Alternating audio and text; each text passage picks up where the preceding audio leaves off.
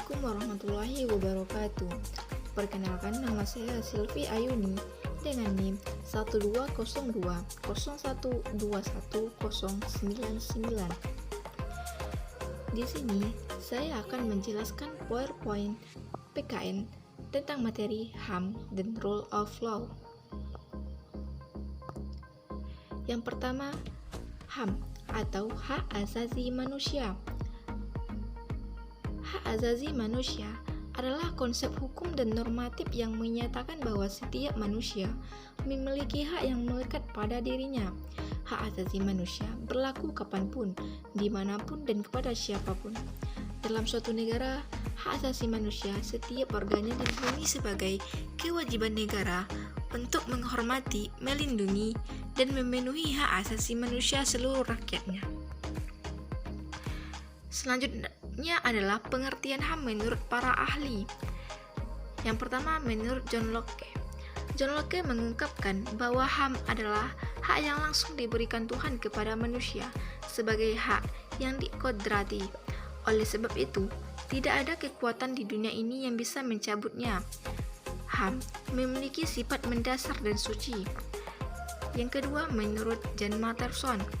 Pengertian HAM menurut John Matterson adalah hak-hak yang ada pada setiap manusia yang tanpanya manusia mustahil hidup sebagai manusia. Yang ketiga, menurut Miriam Budiarjo, HAM adalah hak yang dimiliki setiap orang sejak lahir di dunia. Hak itu sifatnya universal karena hak dimiliki tanpa adanya perbedaan baik ras, gender, budaya, suku, dan agama. Yang keempat, menurut Profesor Kunchoro Porbopronoto, menurutnya HAM adalah suatu hak yang bersifat mendasar, hak yang dimiliki manusia sesuai dengan kodratnya yang pada dasarnya tidak bisa dipisahkan sehingga bersifat suci. Yang kelima atau yang terakhir adalah Undang-Undang Nomor 39 Tahun 1999. HAM adalah hak yang melekat pada diri manusia sebagai makhluk ciptaan Tuhan Yang Maha Esa. Hak tersebut merupakan anugerah yang wajib dilindungi dan dihargai oleh setiap manusia. Selanjutnya adalah ciri-ciri HAM.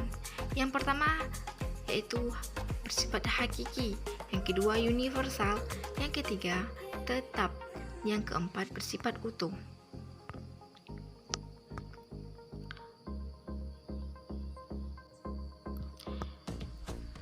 Selanjutnya adalah jenis-jenis HAM. Jenis-jenis HAM itu ada 6.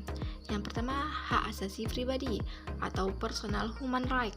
Contohnya, hak kebebasan mengemukakan pendapat atau kebebasan dalam berorganisasi. Yang kedua, hak asasi politik atau political right. Contohnya, diangkat dalam jabatan pemerintahan atau kebebasan dalam kegiatan pemerintahan. Yang ketiga, hak asasi peradilan atau procedural right. Contohnya, mendirikan partai politik atau hak dipilih dalam pemilihan, misalnya pemilihan ketua RT. Yang keempat, hak asasi sosial budaya. Contohnya, mendapat pendidikan yang layak atau mengembangkan bakat dan minat. Yang keempat, hak asasi hukum atau legal equality right. Contohnya, hak yang sama dalam proses hukum atau mendapatkan layanan dan perlindungan hukum.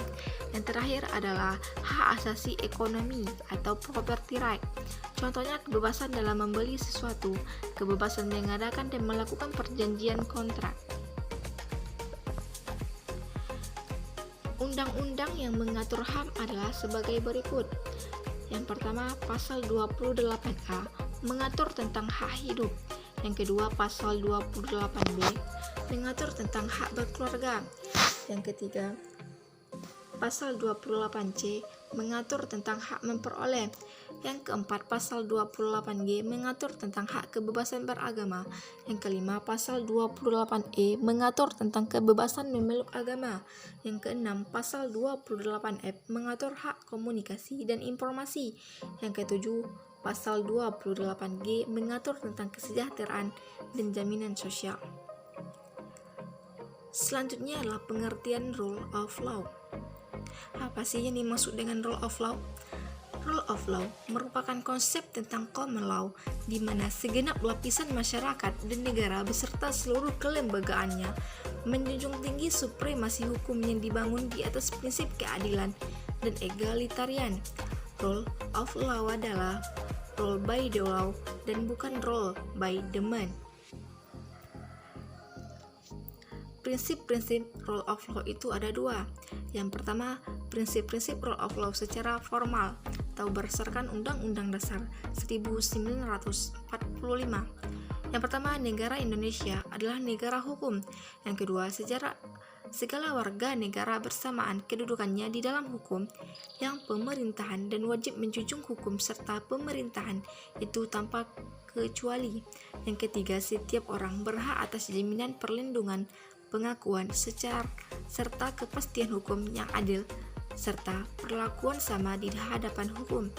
Yang keempat, setiap orang berhak untuk bekerja serta mendapat imbalan dan perlakuan yang adil dan juga layak dalam hubungan kerja. Yang kedua, prinsip-prinsip rule of law secara material atau hakiki. Yang pertama berhubungan dengan the enforcement of the rule of law. Yang kedua, keberhasilan the enforcement of the rule of law itu tergantung pada kepribadian nasional masing-masing bangsa. Sunarji Hartono, 1982. Yang ketiga, rule of law juga mempunyai akar sosial dan juga akar budaya Eropa. Menurut Satjifto Raharjo, 2003.